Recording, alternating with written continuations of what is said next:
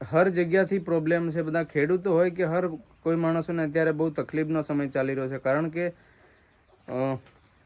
ખેડૂતોને શું છે કે મકાઈ કમ્પ્લીટ તૈયાર થયેલી ખેતરોમાં સડી ગઈ છે, કારણ કે વરસાદ ચાલુ છે તો મકાઈ પણ સડી ગઈ છે. અને પેલી બાજુ તમે ઢોરો આપણા જોઈ શકો છો, એટલા ખરાબ પરિસ્થિતિમાં છે ઢોરો બી કે એમને ખવડાવવું શું, સૂકું ઘાસ છે એ પણ અત્યારે પૂરું થઈ ગયું છે. તો નમસ્કાર દોસ્તો, નવા વ્લોગમાં તમારું હાર્દિક સ્વાગત છે. અને ઘણા દિવસથી આપણી ચેનલ પર વ્લોગ આવ્યા નથી, કારણ કે આપણે ઘરે આવી ગયા છે અત્યારે. અને બરોડામાં હતા ત્યારે પણ આપણી ચેનલ માટે ટાઈમ કાઢવા બહુ કોશિશ કરતા હતા, પણ ટાઈમ મળ્યો નહોતો. અને આપણે અત્યારે 4 દિવસથી, લગભગ 4 થી 5 દિવસથી છેલ્લે ઘરે આવી ગયા છે. અને અહીંયા પણ બહુ વરસાદ પડે છે. મકાઈ કાપવા માટે આવ્યો હતો, પણ મકાઈ કાપવાનું તો તમે આ દેખી શકો છો. મકાઈની હાલત થોડી ખેતરમાંથી કાપીને લાવ્યા હતા, તો આ તમે દેખી શકો છો કેટલી ખરાબ થઈ ગઈ છે હાલત. વરસાદ જોરદાર પડી રહ્યો છે અને આપણા વ્લોગ બનાવવા જવા માટે કોઈ જગ્યાએ જવાનો પણ ટાઈમ મળતો નથી. અને બીજું કે હર જગ્યાથી પ્રોબ્લેમ છે, બધા ખેડૂતો હોય કે હર કોઈ માણસોને અત્યારે બહુ તકલીફનો સમય ચાલી રહ્યો છે. કારણ કે ખેડૂતોને શું છે કે મકાઈ કમ્પ્લીટ તૈયાર થયેલી ખેતરોમાં સડી ગઈ છે, કારણ કે વરસાદ ચાલુ છે તો મકાઈ પણ સડી ગઈ છે. અને પેલી બાજુ તમે ઢોરો આપણા જોઈ શકો છો, એટલા ખરાબ પરિસ્થિતિમાં છે ઢોરો બી કે એમને ખવડાવવું શું, સૂકું ઘાસ છે એ પણ અત્યારે પૂરું થઈ ગયું છે. અને લીલા ઘાસ માટે પણ બહુ તકલીફ પડી રહી છે. તો અત્યારે આવો કંઈક સમય ચાલી રહ્યો છે. અને પેલી બાજુ તમે બકરા જોઈ શકો છો. આપણા ઘરે બકરા ચરાવવાળું પણ કોઈ છે નહીં, તો ત્યાં આગળ આપણે સરિયો રોપી દો છે અને એના પર આપણે બકરીઓ બાંધી દીધી છે, તમે જોઈ શકો છો. અને પેલી બાજુ બકરીઓ આપણી ચરી રહી છે.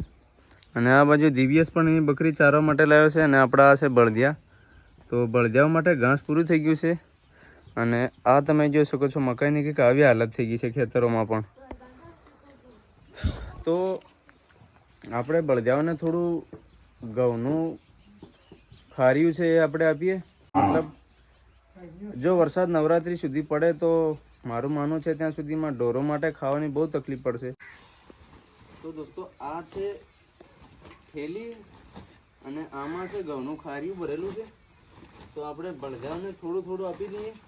વધારે આપીએ તો પાછું બગાડી નાખે, પણ આપણે થોડું આપી દઈએ એકવાર.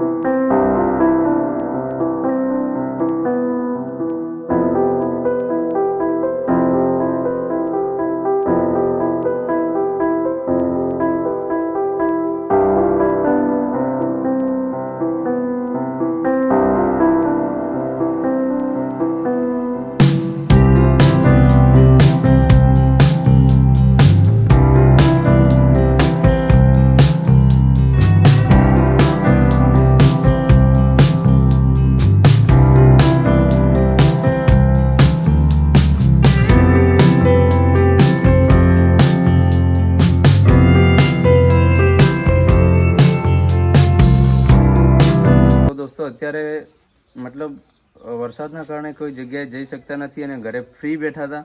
તો ફ્રી સમયમાં કંઈક આટલીક મતલબ લોકોની અત્યારે ચાલતી મુસીબતો તમને બતાવી કે વરસાદના કારણે ઢોરોને તકલીફ પડી રહી છે, માણસોને પણ તકલીફ પડી રહી છે, પાકેલું ધાન પણ સડી રહ્યું છે, તો એનું પણ ખેડૂતોને ટેન્શન છે એ બધું. અને અત્યારે મતલબ કોઈ જગ્યાએ લોકેશન પર જઈ તો શકતા નથી, તો તમને ઘરે બેઠા આટલું પરિસ્થિતિ બતાવી. બાકી તમે પાછળ આ 3 જણ જોઈ શકો છો. આપણા આગળ કોમેડી વિડીયોમાં લોકો સપોર્ટ કરતા હતા 3 જણા. તો અત્યારે અહીંયા બેઠા અમે 3-4 જણ છે બધા, તો બસ ટાઈમ પાસ કરીએ છીએ. અને નવરાત્રિમાં હું સારા વ્લોગ લાવવાનો પ્રયત્ન કરીશ. બરોડામાં હોત તો બહુ મજા આવતી. બરોડાના બહુ સારા વ્લોગ લાવવાનો પ્રયત્ન મારો હતો. મતલબ આગળથી મેં વિચારી મૂક્યું હતું કે ત્યાં આગળ બહુ સારા વ્લોગ લાવવાનો પ્રયત્ન કરીશ એમ, પણ અચાનક આપણે મકાઈ વાડવા આવવાનું થઈ ગયું ગામડે. તો બી પ્રયત્ન કરીશ. અહીંયા આગળ લીમડીમાં છે, લીમખેડામાં છે, પછી ગામમાં કોઈ જગ્યાએ સારો માહોલ થાય તો જવાનો પ્રયત્ન કરીશ. બાકી બરોડા જેવી મજા તો મને લાગતું નથી કે આવે. તમે અત્યારના વરસાદ માટે કમેન્ટ કરી નાખજો. બાય.